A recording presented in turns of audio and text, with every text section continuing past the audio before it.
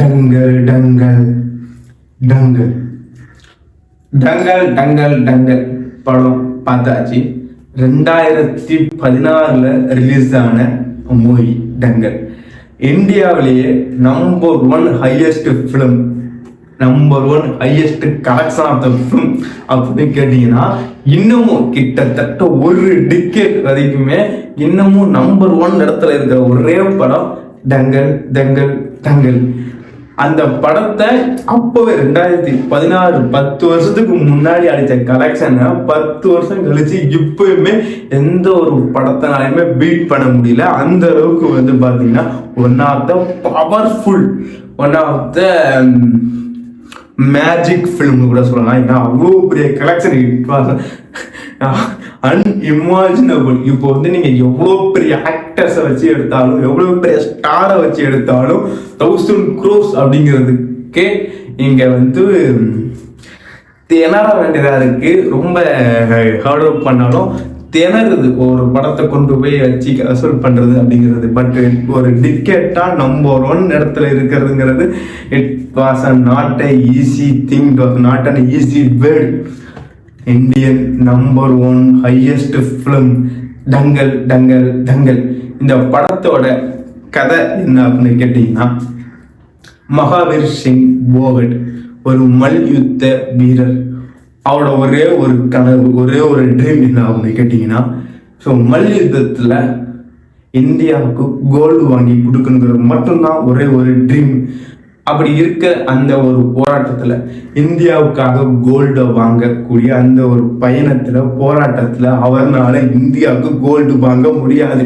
அப்படி இருக்கிற பட்சத்தில் ஒரு மேன், ஓகேவா, அவன் வந்து தான் வாழ்க்கையில் ஒன்று அச்சீவ் பண்ணணும், ஒரு கனவுக்காக ஓடுறான் அப்படின்னா உசுறு கொடுத்து விடுவான். எவ்வளோ போராட முடியுமோ அவ்வளோ போராடுவான் தன் கனவை அடையிறதுக்கு. அப்படி இருக்கிற அந்த ஒரு பயணத்தில் அவனால் அந்த கனவை அடைய முடியவில்லை அப்படின்னா அவன் அடுத்து என்ன பண்ணுவான்னா, தான் பிள்ளைங்களை வச்சு அந்த கனவை வந்து அடைஞ்சிடணும் அப்படிங்கிற ஒரு எதிர்பார்ப்பு இருக்கக்கூடிய எல்லா தகவல்களுக்குமே. ஸோ அந்த மாதிரி இருக்கிற ஒரு பட்சத்தில் அவரால் இந்தியாவுக்கு கோல்டு வாங்கி தர முடியாது.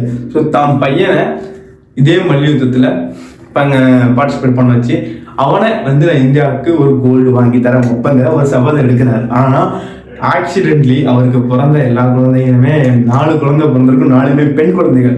அப்படி இருக்கிற பட்சத்தில் ஒரு பாயிண்ட் ஆஃப் வியூவில் வந்து பார்த்தீங்கன்னா, ஸோ தான் மகளுகளை ட்ரெயின் அப் பண்ணலாம், மல்யுத்தத்தில் அவங்கள பார்ட்டிசிபேட் பண்ண வைக்கலாம் அப்படிங்கிற மாதிரி it will story change moment. அதுக்கப்புறம் நான் பொண்ணுங்க பபிதா கீதா 2 பொண்ணுங்க.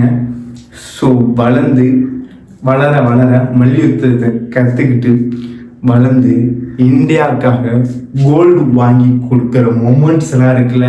அதாவது எனக்கு ஒரு சில படம் பார்க்கும்போது ரொம்ப எமோஷ்னல் மொமெண்டாக இருக்கும், ஒரு மாதிரி செம்ம ஃபுல் ஃபீல் குட்டாக மூவியாக இருக்கும். அதே மாதிரி ஒரு நேஷ்னல், ஓகேவா, ஒரு நேஷ்னலுக்காக, ஒரு இந்தியன் அப்படிங்கிற ஒரு தேசத்துக்காக நம்ம ஒன்று பண்ணுறோம் நினைக்கிறோம் அப்படிங்கிற பட்சத்தில் அதில் வந்து அவ்வளோ ஒரு ஸ்ட்ரகிள்ஸ் இருக்கும், அவ்வளோ ஒரு எமோஷ்னல் கனெக்டிவிட்டி இருக்கும், அவ்வளோ ஒரு கஷ்டம் இருக்கும்.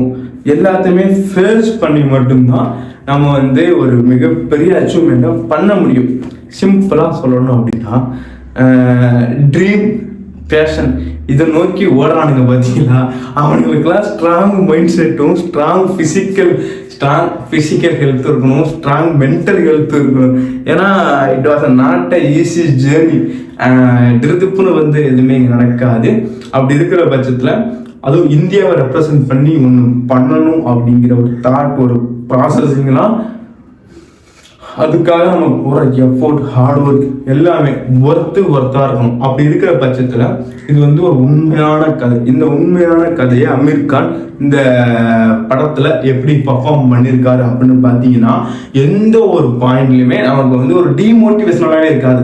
ஓ மை காட், இந்த சீன் நல்லாடா, இவன் தோன்றுவான்டா, இவன் வந்து இந்த ஒரு கேரக்டருக்கு அன்ஃபிட்ரா அப்படின்னு நம்ம எங்கேயுமே முத்திர குத்த முடியாது. ஏன்னா நீங்கள் என்டைய ஃபிலிம் பார்க்கும்போது ஒரு நீங்கள் இந்தியாவுக்காக கோல்டு வின் பண்ண அந்த ஒரு இடத்துல இருந்தால் எப்படி இருக்குமோ ஜோஸ், அந்த அளவுக்கு ஒரு ஜோஸ் இருக்கும். அதை தாண்டி பர்ஃபார்மன்ஸ் வைஸும் பீக். படம் பார்த்து முடிக்கும்போது ஒரு பயங்கர ஃபுல் ஃப்ளெஜ்டான ஒரு மோட்டிவேஷன் உங்களுக்கு கிடைக்கும். அதே மாதிரி நீங்கள் உங்களுடைய கனவை நோக்கி ஓடுறீங்க அப்படின்னா, ஒரு பேஷனட் ப்ரொஃபஷனலை தேர்ந்தெடுத்து ஓடுறீங்க அப்படின்னா உங்களுக்கு வந்து கண்டிப்பாக அந்த ஒரு ஜேர்னியில் இருக்கும்போது நமக்கு வந்து ஒரு அப்பப்போ ஒரு ரெட் பூல் பிடிக்கிற மாதிரி ஒரு மோட்டிவேஷனல் கைட்லைன்ஸ் தேவைப்படும். அப்படி இல்லைன்னா ஒரு மோட்டிவேஷனல் ஃபிலிம் தேவைப்படும். அந்த மாதிரி இருக்கிற பட்சத்தில் இந்த ஃபிலிம் உங்களை வந்து எந்த விதத்துலையுமே அதிருப்தி அன்சாட்டிஸ்ஃபை பண்ணவே பண்ணாது. ஓகேப்பா, நான் டிப்ரெஷனாக இருக்கேன், எனக்கு நல்ல படம் வாட்ச் பண்ணணும் அப்படின்னா நான் வந்து என்னோட கனவு பெருசு, நான் கனவு பெருசாக வச்சுருக்கேன், பெருசாக நான் அச்சீவ் பண்ணணும்னு நினைக்கிறேன், 4 பேர் சொல்கிற வார்த்தைகளை என்னோட செவியை கொடுக்கக்கூடாதுன்னு நினைக்கிறேன் அப்படிங்கிற ஒரு பட்சத்தில் நீங்கள் கண்டிப்பாக இந்த படத்தெல்லாம் பார்த்துட்டு வந்தீங்க அப்படின்னா ஒரு ஃப்ரெஷ் மைண்ட் செட் கிடைக்கும். அந்த மாதிரி இந்த படம் மட்டும் நிறைய படம் இருக்கு. ஸோ அந்த படத்தை கண்டிப்பாக நான் போக சஜஸ்ட் பண்ணுவேன். இந்த படம் அந்த லிஸ்ட்ல வர்த்து பக்கா பக்கா பக்கா பக்கா பக்காவா இருக்கும். ஒரு ஆல் டைம் மோட்டிவேஷனல் ஃபிலிமா இந்த படம் இருக்கும். இதெல்லாம் தாண்டி எனக்கு என்னன்னா 2016 ஸோ இந்த படத்தை போய் வசூல்லாம் பார்க்கும்போது கிட்டத்தட்ட ஒரு 2100 to 2200 கோடி. அதில் ஸ்பெசிஃபிக்காக சைனாங்கிற ஒரு நாட்டில் இருந்து மட்டுமே கிட்டத்தட்ட 1400 to 1500 கோடி வசூலாயிருக்கு. ஓகே, அப்போது ஒரு ஸ்போர்ட்ஸுக்கு எவ்வளோ முக்கியத்துவம் அந்த நாட்டில் இருக்கிற மக்கள் தராங்க அப்படிங்கிறத கவனிக்கக்கூடியதாக இருக்கு. இன்னுமுமே வந்து பார்த்தீங்கன்னா வச்சுங்களேன், சில விஷயங்கள் நம்ம இந்தியாவுக்காக வந்து பார்த்தீங்கன்னா ஏதாவது ஒரு போட்டியில் வந்து கோல்டு வின் பண்ணிட்டு வருவாங்க, சில்வர் வெள்ளி இந்த மாதிரிலாம் வின் பண்ணிட்டு வருவாங்க. பட் அவங்களாம் ரிசீவ் பண்ணுறதுக்கே வந்து பார்த்தீங்கன்னா இங்கே ப்ராப்பரான அரசாங்கமும் கவர்மெண்ட்டும் கிடையாது. அதெல்லாம் பார்க்கும்போது உண்மையுமே மனசு ரொம்ப சங்கடமாக இருக்கும். ஏன்னா என்னடா நீங்கள் பண்ணுறீங்க, என்னடா அவசர கூட செய்கிறத போராடிட்டு இருக்க நாட்டுக்காக, நீங்கள் அவங்க மசரா கூட கண்டுக்க மாட்டேங்கிறீங்க, மயிறு மாதிரி. ஓகே, என்ன உள்ள ஆதாங்கடா உண்மையுமே எவ்வளோ கஷ்டப்படுறாங்க அப்படிங்கிறது அவங்களுக்கான ஒரு ரெஸ்பெக்டை கொடுக்கணும்டா. இன்னொன்று வந்து நம்ம இந்தியாவை பொறுத்த வரைக்கும் ஒரே கேம் கிரிக்கெட்டை கொடுக்குற முக்கியத்துவம் நம்ம எந்த ஒரு கேமும் கொடுக்க போறது இல்லை. அது நம்ம சொன்னோமோ அப்படின்னா நமக்கு ஒரு கிரிஞ்சா தெரியும். ஸோ வாட் எவர், எப்பயுமே நாட்டுக்காக ஒருத்தன் உழைக்கிறான் போராடுறான் அப்படின்னா அவன் எங்கேயுமே சரி அவமரியாதை பண்ணாதீங்க. ஒன் டே அவன் வந்து இந்த நாட்டுக்கே ஹீரோ ஆவான்.